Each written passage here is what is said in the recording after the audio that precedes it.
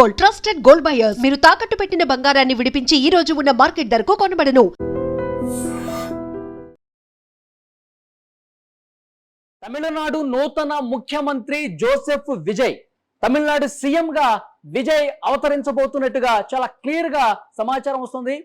ఫలితాలు అవే సూచిస్తా ఉన్నాయి. ఇప్పటి వరకు మనకు అందుతున్నటువంటి సమాచారం 108 స్థానాల్లో లీడ్లో కొనసాగుతుంది. ఇంకా టీవీకే స్థానాలు పెరగబోతున్నట్టుగా సమాచారం వస్తుంది. అధికార డిఎంకే 3వ స్థానానికి పరిమితమైంది, కేవలం 50 స్థానాల్లో లీడ్ కొనసాగిస్తుంది. అలాగే ప్రతిపక్షంగా ఉన్నటువంటి అన్నా డిఎంకే, భారతీయ జనతా పార్టీ కూటమి 73 స్థానాల్లో లీడ్ కనబరుస్తున్నటువంటి పరిస్థితి. సో అంటే టీవీకే విజయ్ పార్టీ చాలా అద్భుతంగా, ఎవరు ఊహించని విధంగా రికార్డు క్రియేట్ చేసే దిశగా ముందుకు కదులుతోంది. 108 స్థానాల్లో లీడ్ కొనసాగుతుంది. ఇంకా స్థానాలు పెరిగే అవకాశం ఉంది. తమిళనాడులో మొత్తం స్థానాలు 234, మ్యాజిక్ ఫిగర్ 118. అంటే కేవలం 10 స్థానాల్లో మాత్రమే తేడా కనిపిస్తుంది. ఈ 10 స్థానాలు కూడా విజయ్ దక్కించుకోబోతున్నాడు. లీడ్స్ మళ్ళీ తారుమారై విజయ్ పార్టీకి స్పష్టంగా మ్యాజిక్ ఫిగర్ ని రీచ్ అయ్యే అవకాశం ఉన్నట్టుగా ఇన్ఫర్మేషన్ వస్తోంది. సో ఒకవేళ కొన్ని సీట్లు తగ్గినా సరే అన్నా డిఎంకేకి సంబంధించినటువంటి ఎమ్మెల్యేలు కావచ్చు, అలాగే డిఎంకేకి సంబంధించిన ఎమ్మెల్యేలు కొంతమంది ఇప్పటికే టీవీకే ప్రతినిధులతో టచ్ లోకి వచ్చినట్టుగా సమాచారం వస్తుంది. ఒకవేళ వీళ్ళు విజయ్కి సపోర్ట్ చేస్తే డెఫినెట్ గా మ్యాజిక్ ఫిగర్ ని దాటి వెళ్తుంది. టీవీకే అధికారంలోకి రాబోతుంది.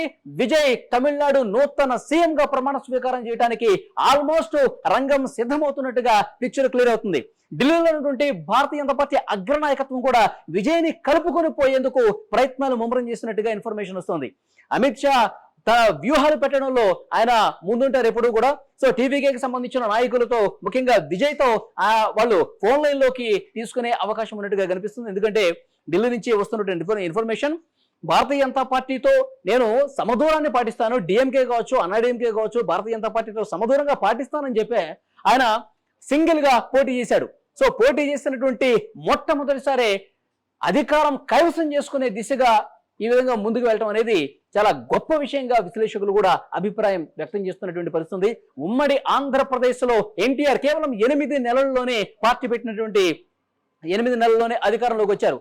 ఆ తర్వాత ఎంజీఆర్ కూడా పార్టీ పెట్టిన తర్వాత ఒక్కసారిగా ఆయన మొదటి ఎన్నికల్లోనే విజయం సాధించి అధికారంలోకి వచ్చినటువంటి పరిస్థితి. అదే తరహాలో హీరో విజయ్ కూడా టీవీకే పార్టీని స్థాపించిన కొద్ది నెలల్లోనే అధికారంలోకి రాబోతున్నట్టుగా స్పష్టమైనటువంటి సంకేతాలు కనిపిస్తున్నాయి. ఇప్పుడు అన్నా డిఎంకేకి సంబంధించిన ఎమ్మెల్యేలు, డిఎంకేకి సంబంధించిన ఎమ్మెల్యేలు మేము టీవీకే వస్తాం, విజయ్కి సపోర్ట్ చేస్తామంటూ ముందుకు వస్తున్నట్టుగా తెలుస్తుంది. అలా కాని పక్షంలో ఢిల్లీ నుంచి బీజేపీ అగ్రనాయకత్వం కూడా విజయ్ని కలుపుకొని విజయ్నే ముఖ్యమంత్రిని చేద్దామనే ఒక ప్రతిపాదన కూడా తీసుకొస్తున్నట్టుగా తెలుస్తుంది. సో తమిళనాడు నుంచి, చెన్నై నుంచి క్లియర్ ఇన్ఫర్మేషన్ వస్తుంది. విజయ్ నివాసానికి భారీ భద్రతా ఏర్పాట్లు చేస్తున్నారు. భద్రతను కూడా పెంచినటువంటి పరిస్థితి.